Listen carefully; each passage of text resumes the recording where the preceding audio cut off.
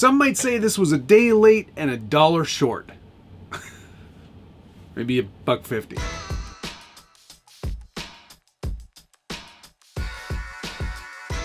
Welcome back to the Scale Builders Guild. Thanks again for watching. Today we're taking a first look, run and review of the new FMS FCX10. And here it is right here. It's a Blazer, K5 Blazer Cheyenne. And upon first inspection, you're like, hey, that's a pretty cool looking Chevy Blazer. And then you look at it a little bit closer and you're like, wait a second, something's not right about this Chevy Blazer. Well, we'll get into all of those things later on. Let's focus right now on the fact that this is an all-new crawler trail truck release from FMS. And the idea here is to sort of capitalize on the market that Axial and Traxxas have owned for a very, very long time. This is their answer to that dominance. And it's almost as if they said, well, what do those trucks have? And what can we do? Can we do all of the things? Yes. So they did all of the things. This is a very full-featured, I think it's like 8 channels of RC stuff to do. And while you may know me on this channel as not loving all of the extra complexity that a lot of these extra features bring along, let's see how well FMS was able to implement all of those things before we pass any judgment. And I've done a very good job, I think, of keeping myself from watching all of the other reviews that are already out there to provide a new, fresh, clean take on this before being tainted by anybody else's opinion. If that's the sort of thing you're into, not being tainted, hit the like button. Subscribe if you haven't already and ring that notification bell so you get updates anytime there's a new video from the Scale Builders Guild. We do all sorts of things on this channel, run videos, tutorials, reviews, bench stuff. You'll find something here to educate, entertain, and inform. It's a nice little catchphrase, actually. All right, back to the truck, though. Like I said, it is a licensed K5 Chevy Blazer, and it does look pretty good upon first inspection. However, there are some weird oddities to it. First of all, it's an almost 13-inch wheelbase, and Blazers were typically shorter wheelbases. It's almost as if they just kind of stretched and then squished at the same time this body in order to make it work for the wheelbase that they had designed the chassis for. If it were my choice, I probably would have just done a pickup rather than a Blazer, just because that wheelbase seems to work better for a truck, which this isn't.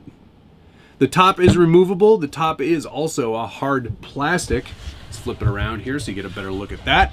I've applied the decals, and these are nice hard bits of plastic. However, in order to use this topper, which you should on a Blazer, typically, you have to drill into the Lexan. So I had to reset the counter a couple of days ago, and that's where we are now. Also, there are some oddities about the way the roof line connects with that topper. It just, for some reason, to me, it doesn't look accurate. I'm not much of a huge Chevy guy, but I knew that this was wrong the moment I looked at it. It does come with all the standard sort of hard plastic accessories. You get nice looking light buckets, scale looking chrome bumpers, door handles, rear side mirrors, wipers, a full grille with a nice sticker behind it so it actually looks like it's been blacked out. That actually looks quite good. Front bumper, of course, and then some nice metal emblems. These are all metal emblems that have been glued on. There's the Blazer one, there's the Cheyenne one, and this whole section back here is also a metal decal or metal plate. It comes in orange, brown, and black. I've obviously got the orange and white one. There's no metallic flake to it. The white, however, this is interesting. They didn't back the whole body, so you can actually see through the white paint, and you can see all of the stickers where they have all of the cabling for the LED light system. It's kind of that's a bit of a miss, if you ask me. That's sort of a big deal in this day and age. You shouldn't be able to see through from this side through the white paint. I imagine in high sun situations that's going to be a real problem because there's no interior in this truck to mask out where this paint is thin. The windows are see-through though, so you could put an interior into this truck. There is a lot of space under there, and we'll get into the chassis here in a moment. These are a glue-on plastic wheel. There is no beadlock here, but it is a nice vintage style wheel, so it does fit the theme of the truck quite well. This is an unlicensed tire. It's an FMS Super Marsher. It's a 4.6 by 1.9 tire, and it is modeled to look very much like a Super Swamper. So it does have a lot of those same characteristics. It's a vented wheel, and the foams feel quite soft for the weight of this vehicle. It's not a light vehicle by any means. It is quite heavy, even with a Lexan body. But overall, I mean, the detail work is nice. The accuracy isn't that great. You can't see it now that the topper's been installed. It's not easily removed. There are a lot of screws in order to get it on and off. But there's a roll cage on the back there, and the bed is painted black. So there are some nice elements of detail work done to the body. You'll notice also, probably right away, that it is a clipless body. There are no clips holding this on. It is FMS's own design of a quick release system. However, I'm going to show you right now, it is not a very quick releasing system. Let's flip it over for a second here so you can get a better look at it. But you can see there are large tabs on either side here, and then sort of a push button sort of latching mechanism here. And the idea is that you press down on those, and then at the same time you kind of have to push in those posts in order to get it to free itself. And you have to give it a good push. On the front, it's not so bad. On the back, it's nearly impossible to get this body off in the way in which they intend. And that you gotta really push down, and then I'm always afraid I'm gonna break something because there's a magnet in there holding the body on. And that magnet serves a single purpose. It's not really to hold the body on. It's a quick connect system for the LED lighting system. Ah, man, this is so hard to do one-handed. Okay, I gotta stand up. I gotta get under it here and do a better job of this somehow. Oh, come on. I can't. Okay, there we go. All right. So, did that work? I think I have to give it one more. Oh, come on, the magnet reattached itself. Unbelievable. Okay, there we go. All right. You can see right in there, this is the whole magnetic lighting system, and it's a very strong set of magnets, and it holds the body on pretty well. I almost think you don't even need this whole latch system on the back. That might just be strong enough to keep the whole thing on there. Fairly rigid body, though. Now that we've got this topper on here, that really adds a ton of rigidity. There's no inner structure so much. Everything is held on with body clips, which is nice, so if you want to remove things to do some detail work or painting, you can do that quite easily. Lots of wiring for all of the LED lights. Got turn signals, headlights, marker lights, and tail lights. It has a whole receiver channel system here for those LED lights, so a pretty modular system, and it's nice to see that's included.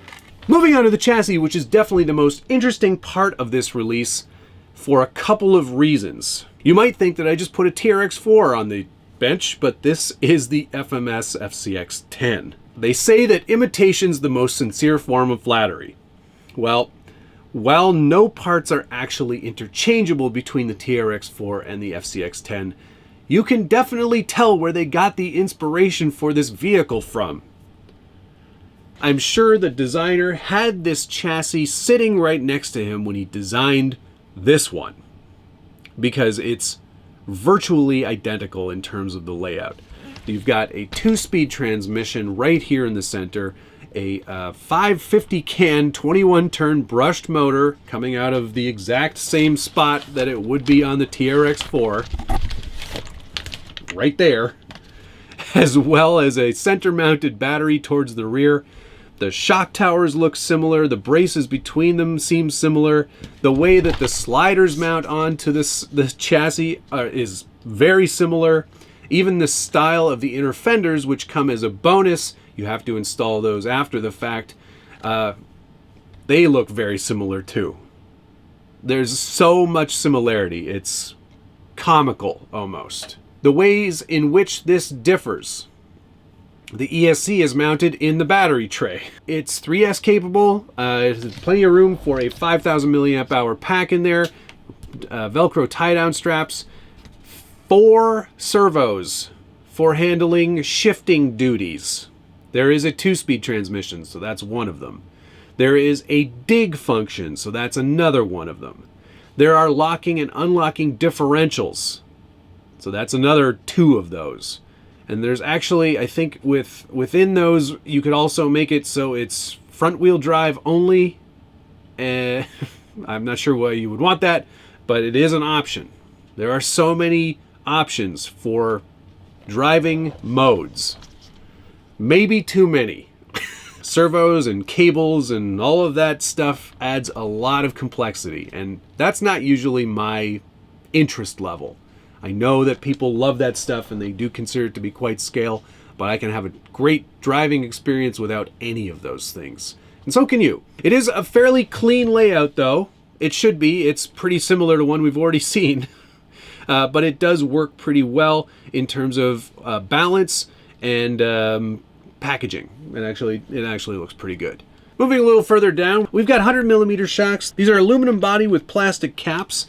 They don't offer dual springs. It is a single spring, so you're going to have a little tiny bit of adjustment by adjusting the collars to raise it up or lower it up. I did find that it sagged a little bit in the rear when I took it out of the box, so I'll probably adjust that before we take it out for the running portion of this video. It is a steel C-channel ladder frame style chassis. The servo is mounted on the axle, and let's take a look at those axles for a moment here. Gosh, doesn't that look familiar? It really does have the look of a TRX4 axle. Do I have one handy? Yes, I do. Pretty similar, I'd say. There's a lot of similarities. A lot. Of course, like I said, locking and unlocking differentials. It is a portal axle. So, portals on a Chevy again. It really does feel as if FMS was sort of saying to themselves, we've got to have a truck in that space that competes with the TRX4 and the FCX10 III. We have to do it almost as close to those as possible in order to try to cannibalize some of the sales, because our truck's going to be cheaper and it's going to be just as good. I'm just guessing at what the marketing said. It also comes with metal links. These are all upper and lower. It's 4-link up front, 4-link in the rear, mostly because the servo is on the axle. All of the shifting mechanisms look to be fairly similar to how Traxxas does it, but all metal pieces here, not a lot of plastic where you wouldn't want plastic to be, including a nice metal shield for the skid plate, which is actually a nice little addition there. It's going to catch on rocks a lot more easily than plastic will, but maybe this was designed to just give you a little bit of extra protection against that 2-speed transmission. It's all packaged quite nicely, and it's not so dissimilar to the TRX4, so it really does kind of feel like, it's going to perform pretty much like a standard TRX4 will. We'll have to see how it holds up, of course, and if it's as strong or as capable, or if all of those features are going to continue to work. I mean, I always have a bit of a concern when there's this many micro servos. That's just one thing that I'm always really concerned about, because there are so many. 1, 2, 3, 4, plus a servo here for steering duty.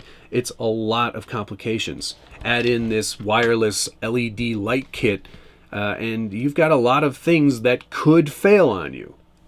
I don't have any long-term testing on this yet. I do feel like this would be a great challenger for a half marathon. I'd really like to see how that competes against, say, like the Fordyce. That's sort of an overview of the chassis itself. Let's get the radio out. Take a look at that. Where is that? It's a FMS branded. I believe it's like a Fly Sky or something similar to that. But as you can see, nice, reasonable size foam wheel, easy to use one-handed. All of your dip switches here. There is a drag brake adjustment on channel 11. Your trims, your throttle and steering reversing. There's a bind button. Analog adjustments for your dual rate and trim. Or there's a 3-position switch here for your 2-speed, I believe, or dig. Channel 4, channel 3, there's another switch here. I can't remember what all of them do. Which is fine, because there's a very heavy-duty manual that comes along with this truck that tells you what all of these channels do. But yeah, reasonably good radio. I don't mind that it's light. It does light up, too, when it's on, which is kind of cute. You can see that. And then these things light up too to let you know when you've locked the diffs. That's kind of handy. I don't mind that. That's pretty cool.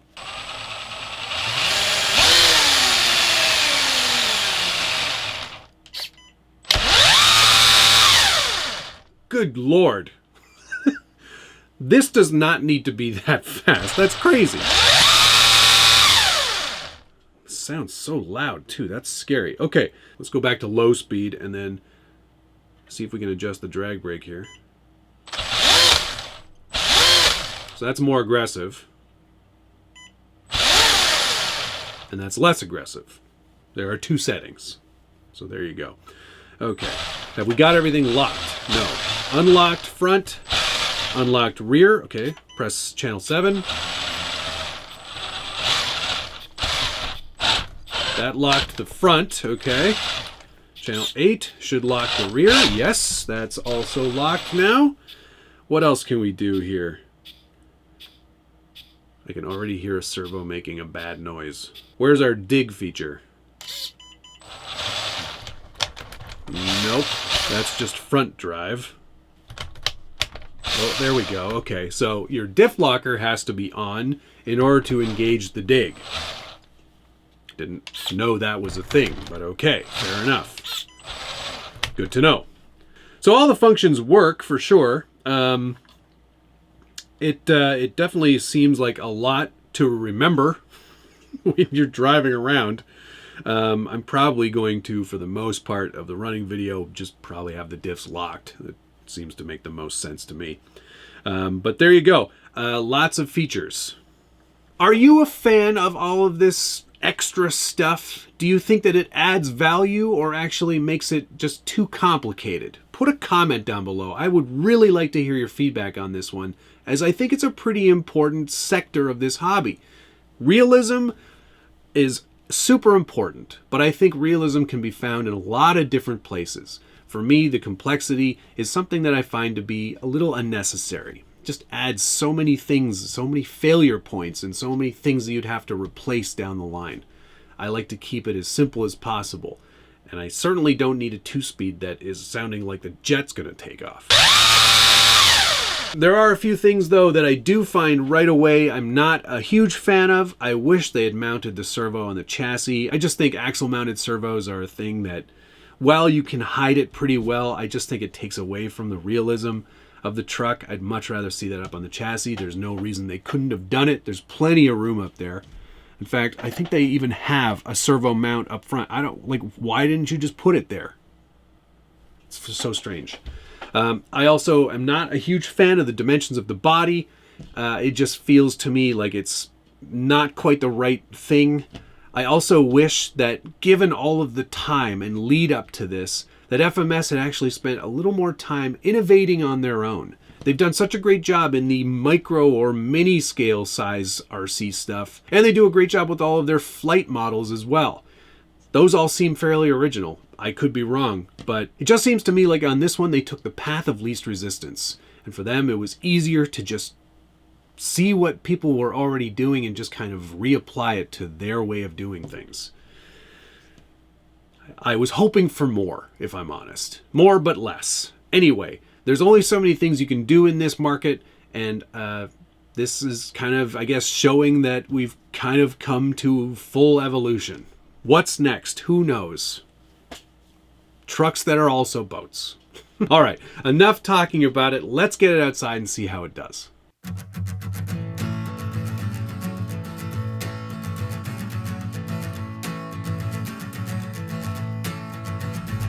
Well, everybody knows that this old hound dog can run. Yeah, everybody knows that this old hound dog can run. Yeah, everybody knows that this old hound dog can run. Yeah, everybody knows that this old hound dog can run. Yeah, everybody knows that this old hound dog can run. Yeah, everybody everybody knows that this old hound dog can run. Yeah, everybody knows that this old hound dog can run. Yeah, everybody knows that this old hound dog can run. Yeah, everybody knows that this old hound dog can run. There ain't nothing left for me here. It's safe to say my time has come. So I pack my bags, I'm heading out, rolling down on 61.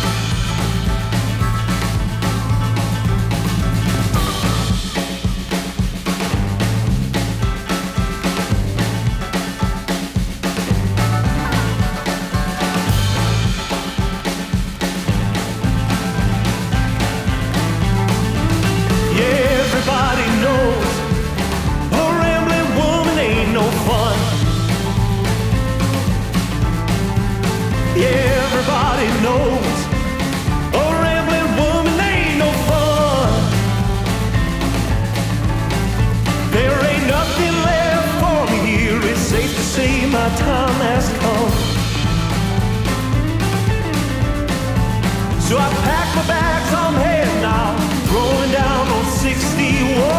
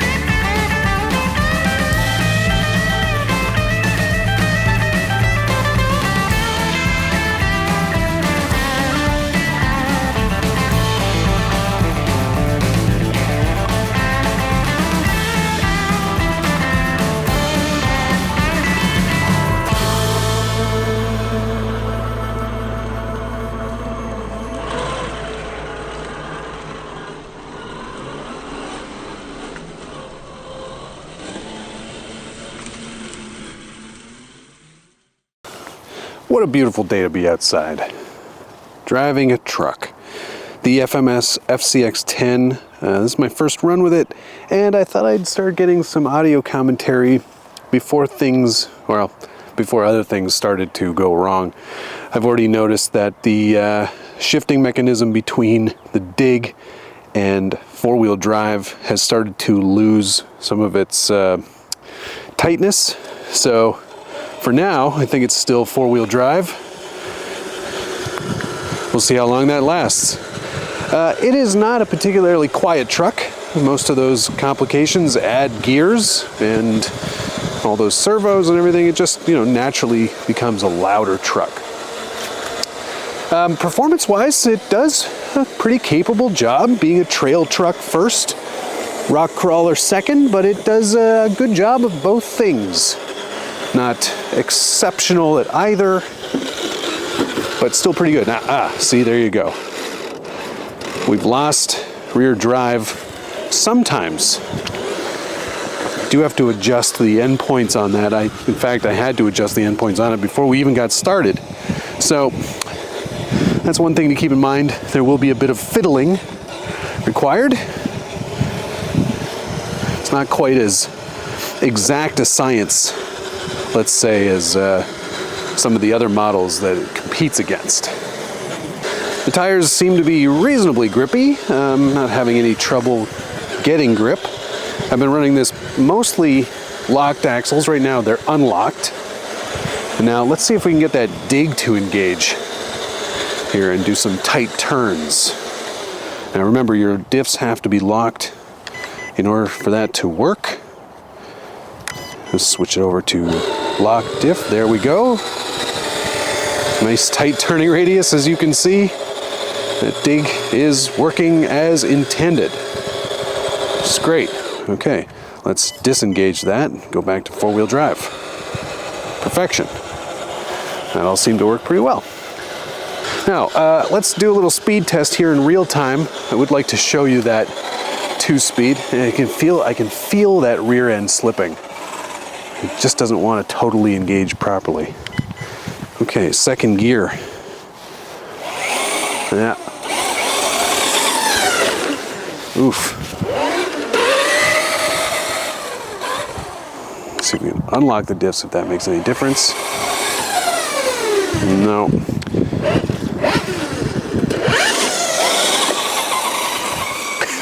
Oh, no.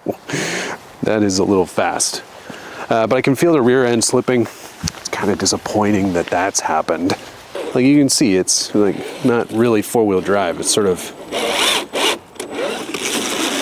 not engaging that at all. Darn it all. And then it catches. But I had to lock the rear diff in order for that to happen. So now we got open front, locked rear.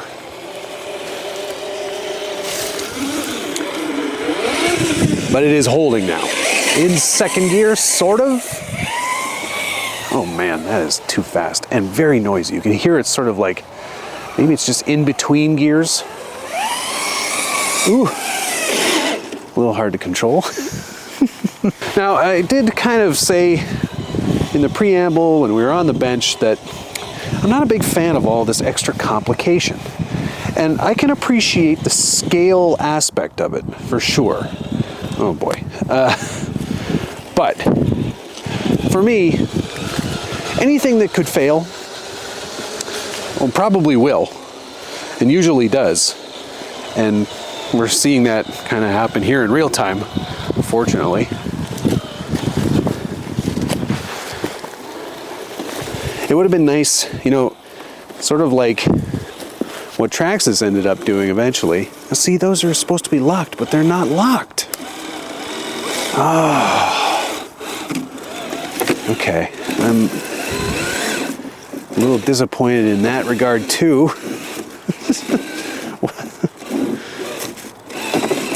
The rear is locked up, the front is not. Even though it says that it is. If I undo that, still very much unlocked. No, it's just not locking back up. That's so annoying. When everything is as inconsistent as this is proving to be, it really does make for a frustrating driving experience.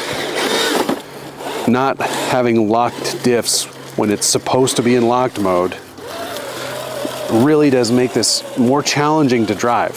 I wish they were just in the locked position. And what I was going to say earlier was when Traxxas released the TRX4 Sport, I was always a big proponent of that version because it is just so much simpler. It does all the things you need it to do. All of this extra stuff is great for having a bit of fun, goofing around, but if it's not going to work properly, it really does kind of put you at a disadvantage and makes you feel a lot less confident about the thing you just bought. So, despite the fact that this is $100 cheaper than its sort of rival, the TRX4, in either the Bronco or the Defender kind of guys, I don't know that it's worth it if it's not going to work.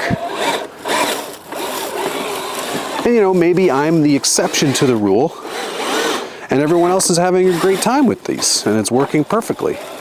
But when things don't stay locked, or when you can't have rear-wheel drive or four-wheel drive when you're supposed to, and things just kind of fail on you a lot, it really does diminish the experience.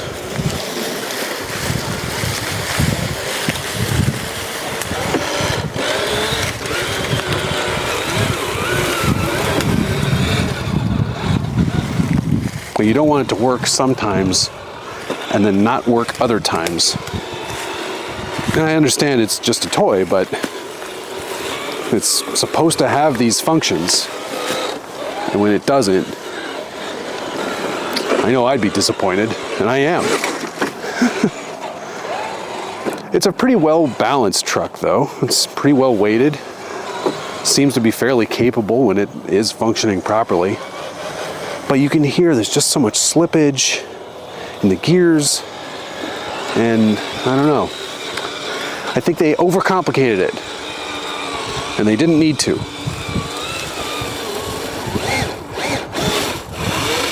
It's so annoying. Just kind of feel like FMS is still having some growing pains, and they're still not quite there yet in terms of where they should be in the market. They decided to go less feature-rich, stuck to the basics, and price this even lower. I think they'd have a real winner on their hands. In the guise that it's in now, I don't know that I could recommend this version. There's just too many things that can fail, too many things that can go wrong. And I think they just kind of shot for the moon with this one.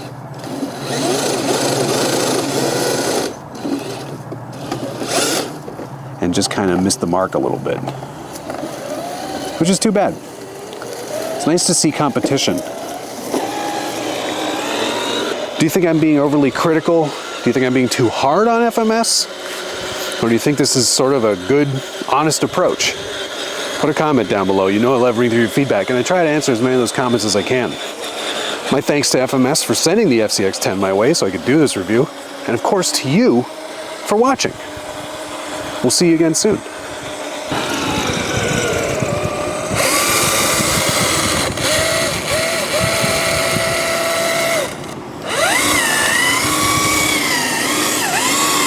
It's Tokyo Drift.